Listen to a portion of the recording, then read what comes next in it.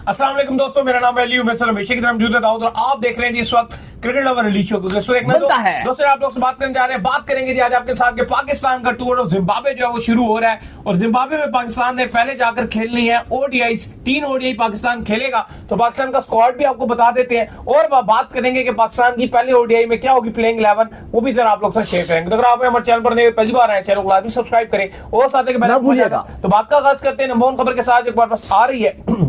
तो दाऊद साहब, पाकिस्तान और जिम्बाब्वे की सीरीज जो अब शुरू होने जा रही है, अब कुछ ही दिन जो है उसके अंदर जो है बाकी रह चुके हैं जब पाकिस्तान जो अपना पहला ओडीआई जो है जिम्बाब्वे के खिलाफ खेलेगा। ऑस्ट्रेलिया में तो आपको पता है कि ओडीआई में पाकिस्तान ने तारीख रकम की 2-1 से सीरीज जो है पाकिस्तान ऑस्ट्रेलिया में अपने नाम जो है वो कर आया। तो क्या होने जा रहा है भाईजान जिम्बाब्वे के हवाले से जो आपकी प्लेइंग 11 है, पहले जरा स्क्वाड पढ़ के बताएं और शेड्यूल बताएंगे कब कब है ये। लेकिन पहले मैं थोड़ा सा बता दूं कि 24 तारीख से ये सीरीज शुरू हो रही है, बहुत ही कम दिन रह गए हैं। 24 तारीख से सीरीज का आगाज होगा, 24, 26 और 28 नवंबर को 3 ओडीआई खेले जाएंगे।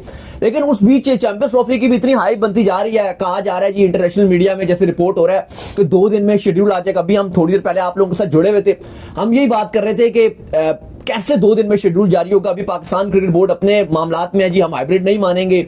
वहां से इंडिया ने अपनी ब्लाइंड वो जो टीम है उसका उन्होंने रिजेक्ट कर दिया। उन्होंने कहा कि नहीं ये तो होगा ही नहीं, हम तो भेजेंगे नहीं। तो बड़ी मुश्किलात है कि 2 दिन में आईसीसी कैसे फाइनलाइज करेगा, इस टाइम बड़ा पजल हुआ है। और उस बीच में पाकिस्तान ने जो है वो जिम्बाब्वे के साथ जो अपनी ओडीआई सीरीज खेलनी है। अली साहब पहले टाइमिंग भी बता देते हैं क्योंकि हरारे पाकिस्तान टीम कुछ देर में पहुंच जाएगी, ऑस्ट्रेलिया से ऑलरेडी रवाना है। 12:30 बजे 3 के 3 ओडीआई खेले जाएंगे, यानी कि शाम को 7-8 बजे मैच खत्म हुआ करेंगे और 12:30 बजे जो है वो उनका आगाज होगा, शुरुआत स्टार्ट होगा। बिल्कुल ओडीआई स्क्वाड भी आपको पढ़ के बताते हैं। टी20 में फिर किसी दिन प्लेइंग 11 बनाएंगे, तो अभी फिलहाल ओडीआई स्क्वाड आपको पढ़ के बताते हैं। ओडीआई स्क्वाड में आमिर जमाल है, रिजवान कप्तानी करेंगे, अब्दुल्ला शफीक है, इब्रार अहमद स्क्वाड में वापस आ रहे हैं। ऑलरेडी आपको पता है पहले थे ओडीआई स्क्वाड में।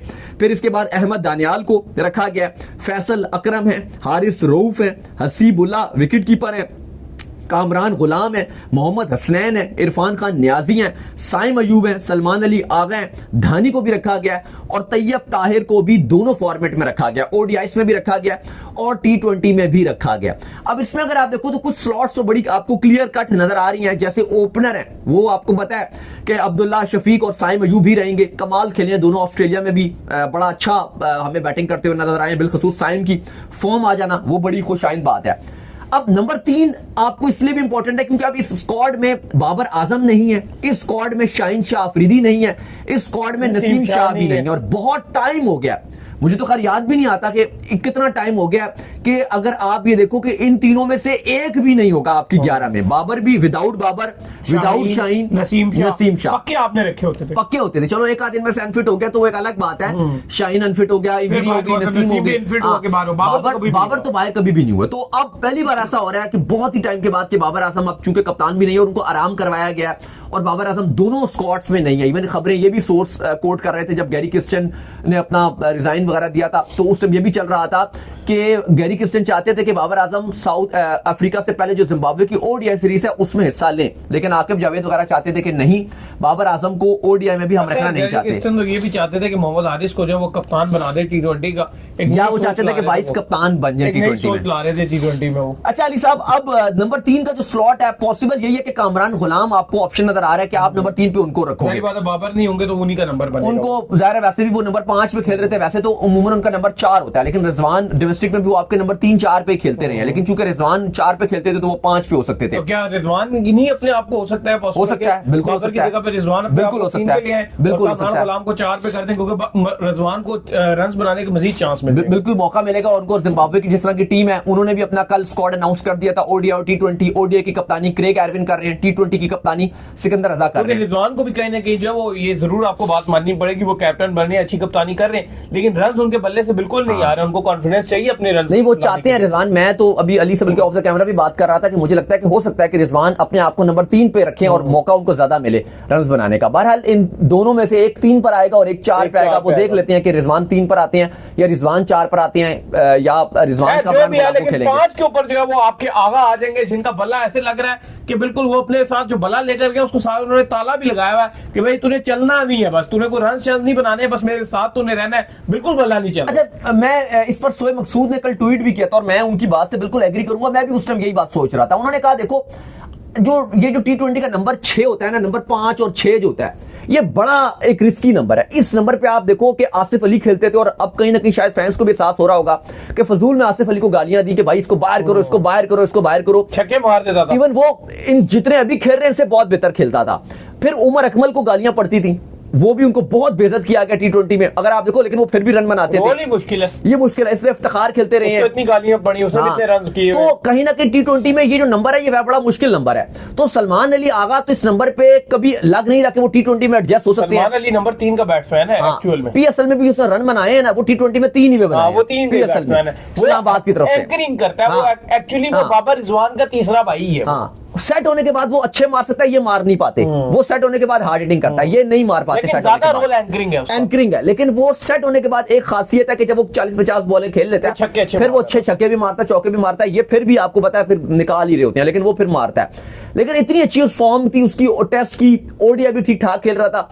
लेकिन अब ऐसा लग रहा है कि ये जो उसको T20 में लाया गया, ये उसका कैरियर ही ना खराब हो जाए, और ये कहीं ऐसा ना हो कि उसकी जो फॉर्म है वो अब ओडीआई की भी मुतासिर हो और टेस्ट की भी मुतासिर हो, अगर वो T20 ऐसे खेलता रहा तो। इस पर शोएब मकसूद तो कहते हैं कि भाई मैं नहीं चाहता कि आगा सलमान जो है इनको मजीद T20 में मौके मिलने चाहिए, आप इनको ओडीआई और टेस्ट तक ही महदूद रखो।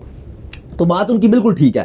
खैर अली साहब, अब 5 पे तो आगा सलमान अली आगा ये आ जाएंगे, 6 पे इरफान खान न्याजी आएंगे। अब तैयब ताहिर को रखा गया, मैं तो चाहता हूं कि आप तैयब ताहिर को प्रॉपर मौके दें। वो आपके इमर्जिंग में भी रन बनाते रहे हैं और दम भी है, PSL में भी कुछ नॉक्स खेली हैं। न्याजी जो है फिलहाल वो ज्यादा स्ट्रॉन्ग जो है इस वक्त मौजूद है, और वो मुझे लगता है कि इसको ज्यादा कैरी कर जो है 6 नंबर पे न्याजी को ज्यादा खिलाया जाएगा। अब नजर तो यही आ रहा है कि 5 पे अगर सलमान अली आगा आ रहे हैं तो फिर 6 पे आप न्याजी के साथ जाओगे।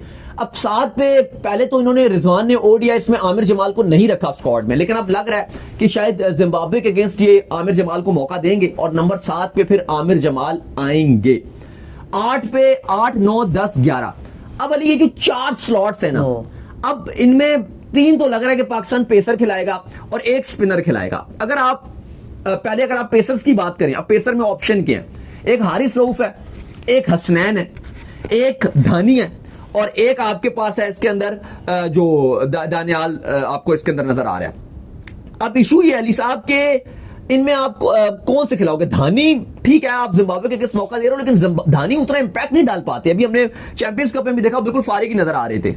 क्या कहेंगे धानी के हवाले से? देखें, बात यह है कि धानी बिल्कुल स्ट्रेट बॉलर है, बिल्कुल स्ट्रेट है ना। उनके पास जो है ना वो कोई इनोवेशन है ना, उनके पास कोई डिलीवरी है ना, उनका बॉल स्विंग होता है, बिल्कुल सीधे सीधे बॉलर है। तो भाईजान पेसर माफ कीजिएगा, अहमद दानियाल इसके अंदर नहीं है स्क्वाड में। 3 ही वो T20 स्क्वाड में अहमद दानियाल, T20 में ये आपके पास 3 ही पेसर है। यही है, धानी, हारिस रऊफ और हसनैन। यही है, और कोई ऑप्शन नहीं है। साथ अगर कोई बॉलिंग करेगा तो आमिर जमाल कर ले। चलो वो तो डाल दिया ना। तो ये 3 ही पेसर हैं। तो जैसे ये खिला रहे थे, पेसर्स को ज्यादा उन पर रिलाई कर रहे थे, तो अगर तो फिर 3 पेसर खिलाए तो फिर यही होंगे, क्योंकि अब आपको हसनैन खेलेंगे, आपके हारिस रऊफ खेलेंगे और आमिर जमाल भी खेलेगा, और एक स्पिनर होगा तो वो आप इब्रार खिलाओगे। वो इब्रार आ ये होगी। अब अच्छा, इसमें ऐसा हो सकता है, क्योंकि हमने ऑस्ट्रेलिया में देखा था, क्योंकि रिजवान की अगर आप कप्तानी की बात करो ना अली, वो इवन PSL में भी जब कप्तानी करते हैं तो वो एक चीज बड़ी करते हैं, वो थोड़ी बैटिंग अपनी कोशिश करते हैं कि एक आध कोई एक्स्ट्रा हमने देखा है कि वो खिला लेते हैं बीच में। तो आपको लग रहा है कि क्या ऐसा हो सकता है कि आमिर जमाल को ये ना खिलाएं और उनकी जगह ये तैयब ताहिर को ऐड कर दें? नहीं, ये गलत बात है। आमिर जमाल को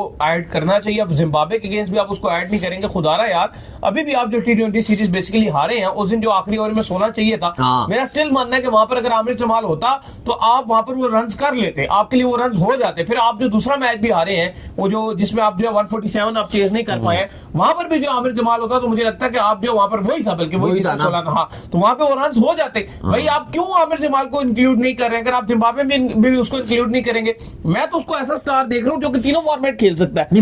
कम लोग हैं जो आपके पास तीनों फॉर्मेट खेले। मैं इतना हैरान हूं कि आपने दौरा ऑस्ट्रेलिया खत्म कर दिया, आपने उसको एक भी ओडीआई मैच और पीछे उठाकर देखे कैसे उसने बैटिंग की वहां पे। T20 स्क्वाड में तो आपने, चलो आपने उसको रखा ही नहीं था ना, आमिर जमाल को आपने इसलिए खिलाया नहीं कि आपने रखा ही नहीं था, उसको डाला ही नहीं स्क्वाड में। आप जैसे कह रहे हैं 147 में उसको नहीं खिलाया, वहां स्क्वाड में होना चाहिए था। आपने तो T20 स्क्वाड में रखा ही नहीं। जिम्बाब्वे के अगेंस्ट भी फॉर्मेट में आना चाहिए। जिम्बाब्वे के अगेंस्ट भी आपने ये आमिर जमाल को T20 स्क्वाड में नहीं रखा।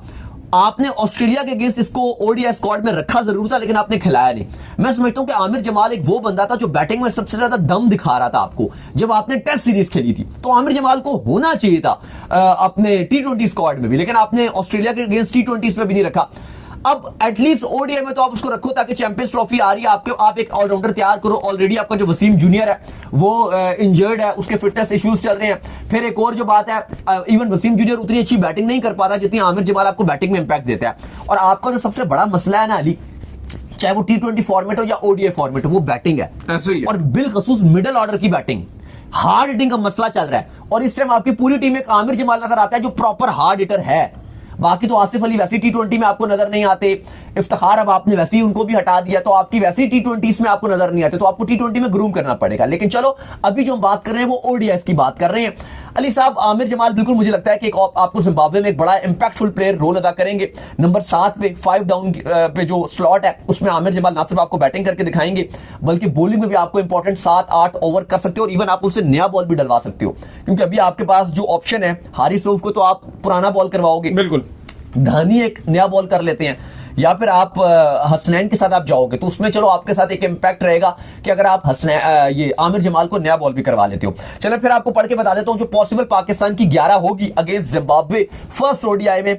अब्दुल्ला शफीक और साइम अयूब ओपनिंग करेंगे। नंबर 3 पे पॉसिबल है कामरान गुलाम आ जाए, 4 पे रिजवान इधर उधर हो सकता है नंबर इनका, 5 पे सलमान अली आगा, 6 पे इरफान खान नियाजी, 7 पे आमिर जमाल, फिर 8, 9, 10, 11 ये जो 4 स्लॉट्स हैं इनमें एक तो स्पिनर की हो गई इब्रार की, और फिर 3 फास्ट बॉलर हैं जिसमें एक धानी होगा, एक हारिस रऊफ होगा और एक हसनैन। तो ये पाकिस्तान अपनी 11 उतारेगा अगेंस्ट जिम्बाब्वे। और मैं आपको बता दूं जिम्बाब्वे हरारे में ये मैच है, मुश्किल है, पाकिस्तान के लिए आसान नहीं है। बिल्कुल अगर आप बॉलिंग लाइनअप देखो, धानी मार खाने पे आए तो फिर आपको पता है वो कितनी मार खाते हैं, और हारिस रऊफ को भी वो विकेट्स इतना सूट नहीं करेंगी ये जो जैसे ऑस्ट्रेलिया के विकेट्स फंसते हैं। लेकिन चलो ठीक है मान लेते हैं, लेकिन फिर भी जिम्बाब्वे और ऑस्ट्रेलिया में फर्क आता है। हसनैन की भी अगर आप बात करें, इवन पिछले जब दौरा था उनका अच्छा रहा था, बड़ा इशू है। और अभी आपकी बैटिंग जो है इस पूरे दौरे ऑस्ट्रेलिया में टेस्ट नहीं हुई है, वो तो आपके ओपनर्स ने आपको ओडीआई में भी जब 164 और जिम्बाब्वे के पास ऐसे ऑलराउंडर्स भी हैं और ऐसे फास्ट बॉलर भी हैं जो आपकी बैटिंग को सही मायनों पर टेस्ट कर सकते हैं। तो खैर उम्मीद की जा रही है कि ये सीरीज अच्छी और मजेदार होगी। चलिए उम्मीद करते हैं आज हमारे शो आपको आपको वीडियो को लाइक कीजिए, हमारे चैनल को सब्सक्राइब कीजिए, साथ लेके बेल आइकन को बजाइए, एक और काम कर लीजिए और वही कर लीजिए इंस्टाग्राम पर जाइए, इंस्टाग्राम पे मुझे फॉलो कर लीजिए, वहां पे मैं मौजूद हूं दाऊद क्रिकेट के नेम से। अगर आपको कोई सवाल हो तो भेजिएगा और इनको भी फॉलो कीजिए। ऑफिशियल के नाम से लिंक डिस्क्रिप्शन में मौजूद है, जाइए फॉलो कीजिए। अल्लाह हाफिज, बाय बाय।